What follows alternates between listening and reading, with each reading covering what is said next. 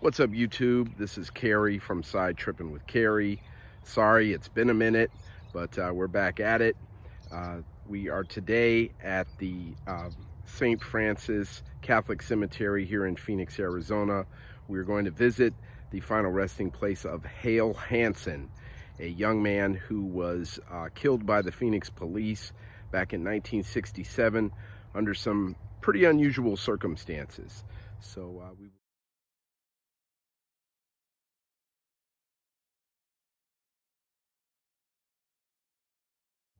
All right, so Hale and his parents are laid to rest here at the Holy Family Shrine section of St. Francis Cemetery. And there you go, you got a picture of the Holy Family there. That's Joseph, Mary, and the baby Jesus, and a rabbit.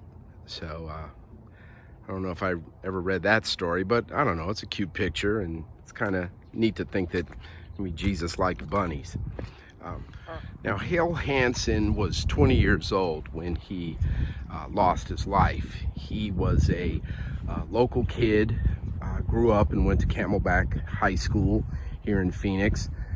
After graduation, he attended Phoenix College, which is a junior college out here in Phoenix, and was in line to go to like an aeronautical engineering school in California. But those dreams were cut short, because on March 9th, 1967, Hale apparently broke in to the office of a aviation company called Saguaro Aviation, and they leased private aircraft, you know, to pilots to pilot. They also had a flight school and things of that nature. And in any event, the early morning hours of March 9th, Hale broke in. He got some keys to a 1964 Cessna 172 aircraft or airplane, and he apparently took off, flew to Tucson with like a friend of his. He drops off his friend in Tucson, and then he flies back to the Phoenix metropolitan area. Specifically went to Falcon Field, which is a small airport, used to be an active airport during World War II for training. And he apparently dropped another friend off there at Falcon Field. So then he flies back to Phoenix, Sky Harbor, and while he's there, I guess the fellows, or the people that were working at Saguaro Aviation, figured out there was a break-in. They call Phoenix police. Phoenix police responds, and then a crazy kind of addition to this story is somebody showed up at Saguaro Aviation there at the executive terminal of the airport, I should say, wondering if Hale was there, because he was gonna, I guess, take a flight with him.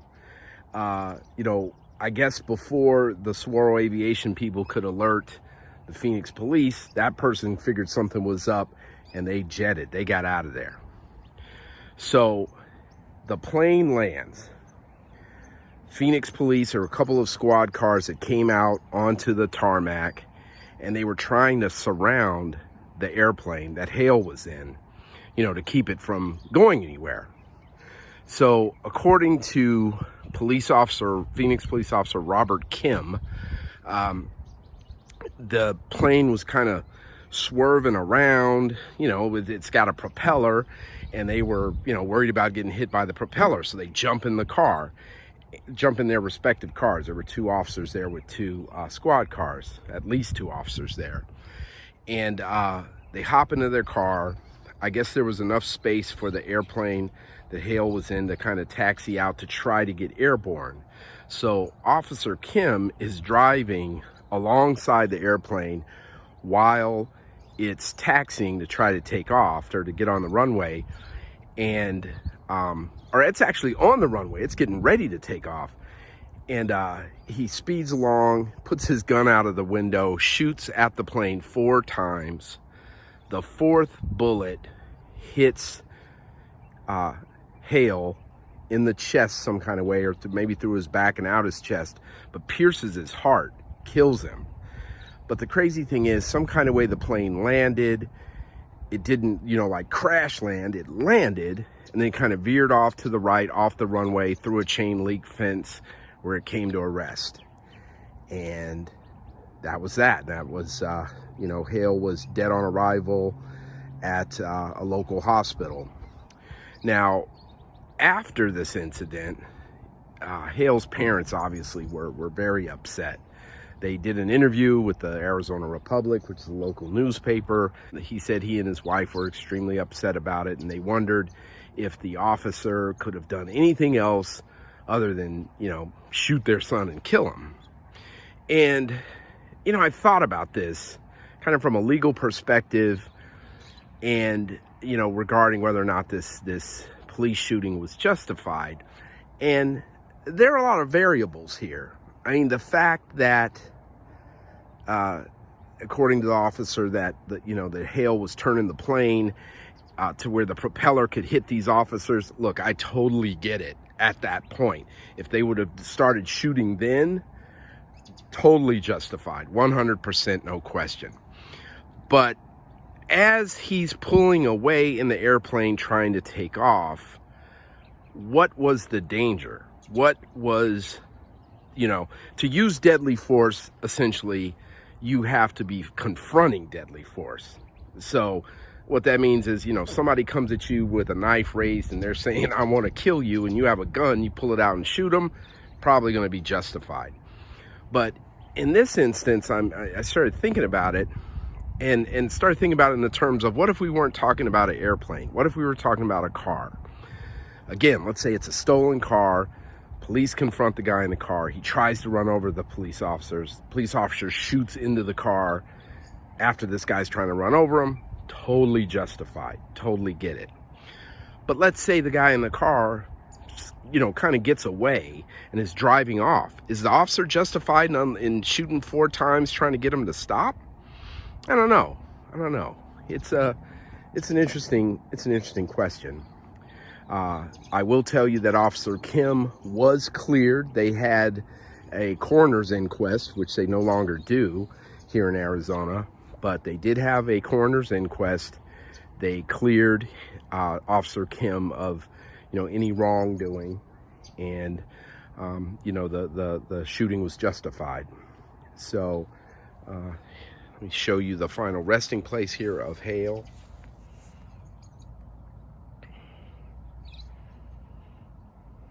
Again, just 20 years old. And next to Hail are his parents, Harold and Marcella.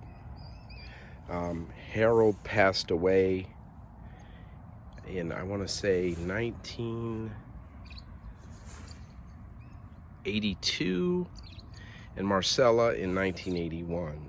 So decent amount of years after Hail passed away, or was killed in 1967.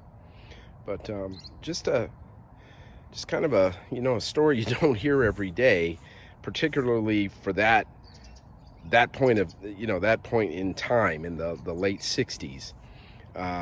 It's a shame that things ended the way they did, that Hail lost his life at such a young age, and you kind of wonder what the heck was going through his mind in taking these airplanes. I mean, it's not you can't joyride in a stolen car. You certainly can't joyride in an airplane. I don't care how good a pilot you are. And I just wonder if there were other things that he could have done. If he couldn't have been couldn't have been a commercial pilot. I mean, at that time, the Vietnam War was raging. Maybe they would have accepted him into the military, in some kind of way. Maybe he could have been a helicopter pilot or something. But, those things didn't happen. And here Hail lies. And so that's going to end the video for today, folks. If you like the video or you have some comments, if you want to talk a little bit, debate whether or not Officer Kimm was justified or not, I think it's a good debate. It brings up some questions. So please do so. Please make some comments. Let me know what you guys think. And if you like the channel, please subscribe. I am still on my quest to get to 500, so I can do like these little updates on YouTube, but you can't do those until you get to 500 subscribers. So please feel free to pass the video around, help a guy out, and we'll see you on the next one, okay? Take it easy.